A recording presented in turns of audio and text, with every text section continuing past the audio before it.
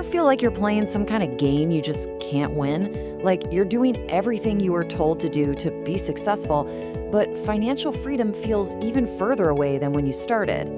Well, let's get into it, because today we're going to break down a super common problem that nobody really talks about: the middle class trap. I mean, it all starts with the same old story, right? You put in the hours, you get the grades, you focus on your education because you're told that's the golden ticket to a better life. And you know what? It works. You actually land that good job, the one with the decent title and the benefits. You've officially leveled up. And with that job comes the reward, a nice, steady salary. On paper, everything looks perfect. You should be totally set, building a comfortable life. But then the big question hits.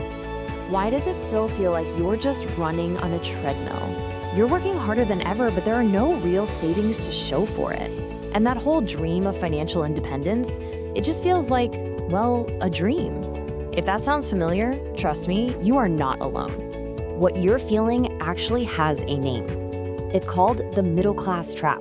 And it's this quiet but really powerful cycle that keeps millions of hardworking people from ever building any real lasting wealth. So let's break down what it actually is. So here's the absolute core of the trap. As your income goes up, your spending goes up right along with it, sometimes even faster. You're making more money, sure, but you're not actually getting any wealthier.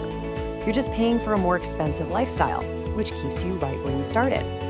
And this shows you exactly how that cycle works. So you get a raise or a bonus. That's step one. Awesome. But then comes that temptation to upgrade your life. A nicer car, a bigger apartment. That's step two. And to afford it, you take on loans or those easy monthly payments, right? That's step three. And just like that, you're right back at the beginning, needing your next pay raise just to keep up with your new, more expensive life. It's a loop.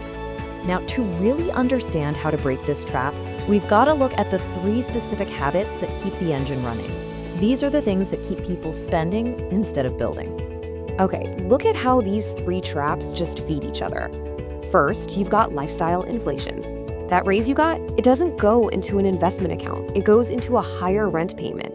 So you feel busier, but you're not any richer. Second, the debt cycle. Those easy loans make big purchases seem totally affordable, but you're literally borrowing from your future self to pay for your past decisions. And third, salary dependency.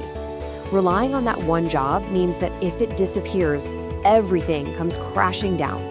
That's not security, my friend. That is a huge risk. All right, before we get to the good part, the solution, I want you to just pause for a second. Let's have a moment of real, honest reflection. I want you to ask yourself this and be honest. Is your money actually working for you to create more money down the road? Or is it just going out the door to pay for the life you're living right now? The answer to that one question, it changes everything.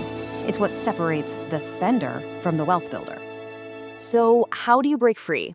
We've talked about the trap. We've talked about the habits that keep you stuck. Now let's talk about the way out. It all starts with a huge shift in how you think. It's about adopting the wealth builder's mindset. It's not about earning more. It's about doing more with what you already earn. This right here, this is the whole game. A spender's focus is on buying liabilities, things that take money out of your pocket, like a brand new car that loses value the second you drive it off the lot. But the wealth builder, they focus on buying assets, things that put money into your pocket, like stocks that pay dividends or investments that grow over time. And that mindset leads to three totally different habits. First, when a wealth builder gets a raise, they don't upgrade their apartment, they upgrade their investment portfolio. Second, buying assets isn't something they do with leftover money. It is their absolute number one priority. And third, they never ever rely on a single paycheck. They're always building multiple streams of income, so their financial security isn't tied to one single company. Now, you might be thinking, okay, this all sounds great, but where do I even begin? Well, it begins with a number, a really simple but powerful target, 20%. This number is the foundation of your entire escape plan. So let's turn that mindset into real action. Here is a clear 4-step escape plan. And these are things you can literally start doing the second this is over. No more excuses. Okay, here it is, the blueprint. Step 1, you gotta pay yourself first. Set up an automatic transfer. Make sure at least 20% of every single paycheck goes straight into savings and investments before you even get a chance to spend it. Step 2, break up with the debt cycle.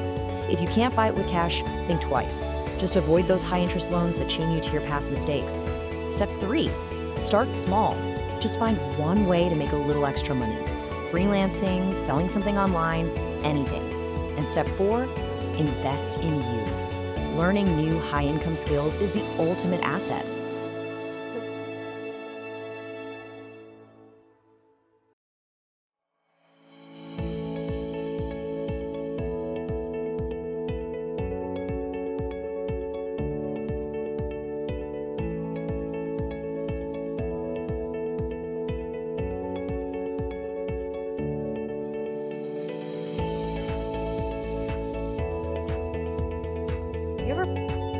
If you have found this video insightful, please don't forget to like and subscribe. We promise to bring to you more educational videos related to finance and wealth.